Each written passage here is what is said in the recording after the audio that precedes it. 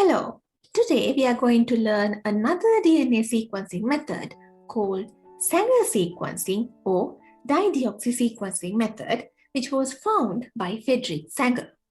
Himself and Walter Gilbert was awarded the Chemistry Nobel Prize in 1980s for their contribution in DNA sequencing. This method exploits several features of a DNA polymerase enzyme. Basically, its ability to make an exact copy of a DNA molecule, its 5' to 3' directionality of enzymatic synthesis, its requirement for a DNA strand or a primer to begin the synthesis as it cannot synthesize a new strand on its own. Most importantly, its requirement for a free 3' OH group at the end of the primer, as you can see here, in normal DNTPs or in normal building blocks of DNAs. What if there is no such free 3' OH group available, as you can see here in this molecule? What do you think? Yes, the DNA strand cannot be extended after that. This molecule is called a DDNTP molecule, a dideoxynucleoside triphosphate. So as same as DNTPs, we also can have DDNTPs. That means as we have DATP, DTTP like molecules, we can have DDATP, DDTTP likewise for different nitrogenous bases. Since this does not have a free 3' OH group, but instead only a hydrogen in 3' end, after adding any DDNTP molecule, no more nucleotides can be added to extend the chain. So therefore, we consider it as a chain termination method, and that is why we call Sanger sequencing as a chain termination method. So, the basic requirements for Sanger sequencing are the DNA fragment that you need to sequence, DNA polymerase enzyme, sequencing primers, the normal DNTPs such as DATP, DTTP, DCTP and DGTP, and most importantly, DDNTP molecules such as DDATP, DDTTP, DDCTP and DDGTP for adenine, thymine, cytosine and guanine bases. All these components, DNA polymerase enzyme and excess of all 4 normal DNTPs are added to primed DNA, which is then divided into 4 reaction tubes. So all these have the main requirements for the reaction. Is that correct? Of course not. We missed the DDNTPs.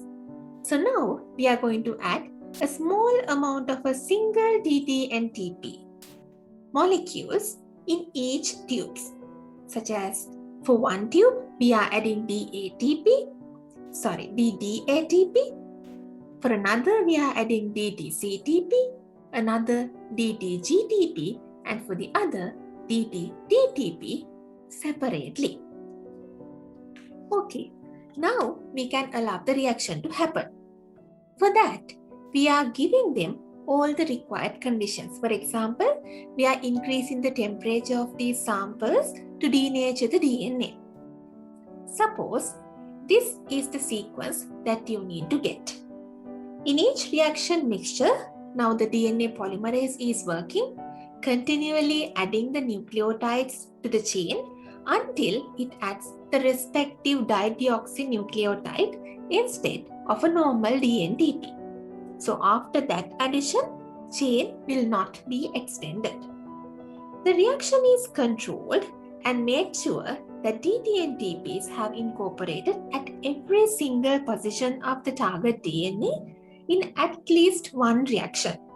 For example, as you can see in this picture, we can get a primer with TTGT sequence. So after that, in the reaction mixture, suppose we have DDATP molecules. So as a result, we can have 3 possible places to attach DDATP because there are 3 thymine nucleotides in the DNA strand. So after adding DDATP, chain terminates. So at the end, all 4 samples with different DDTP, DDGTP, likewise different DD and TP molecules, they may have different fragments ending at each of the nucleotide position in the original DNA, such as this. After the reaction is done, we now can run it through a gel. Short fragments move quickly while longer ones move very slowly. We can start from both sides. Just identify the band and get the base. For first, we can start from the top. So, obviously, the code is G, A, C, T, G, likewise, as you can see. Now you have the sequence. So, is that all? Of course not. Why? Because that's not the real sequence we need. Why is that? Well, the primer is extending, making a complementary DNA strand to the one that we need to sequence. So yes, we need to get the complementary sequence of this one we got here.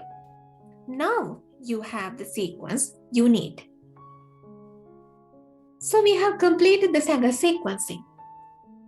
Well, this is considered as a relatively good method that can work on relatively long DNA stretches like 900 base pairs.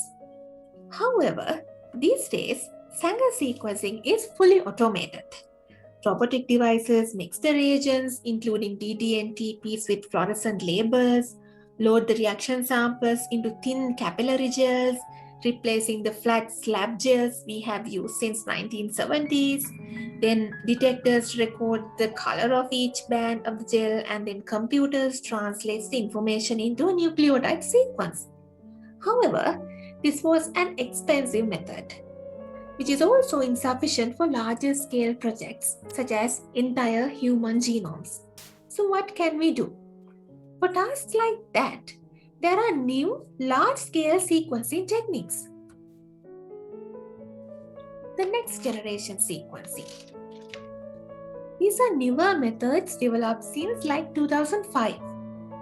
Due to that, a number of genomes have been sequenced, and these rapid methods allow multiple genomes to be sequenced in a matter of days, enabling investigators to examine thousands of human genomes, catalog variations in those sequences from people around the world. Not only people, plants, different organisms, several uses are there.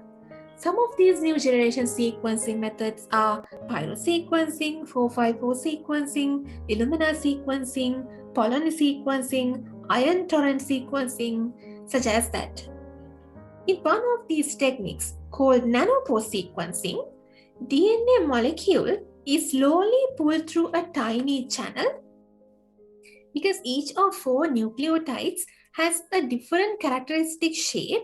The way a nucleotide obstructs the pore as it passes through reveals its identity. Information is then used to compile the sequence of the DNA molecule. Such methods require no amplification, no chemical labeling, and thereby it reduces the cost as well as time of sequencing even further. Hope you now have a better understanding about Sanger sequencing and new generation sequencing methods. Let's learn something new with a new video. Thank you.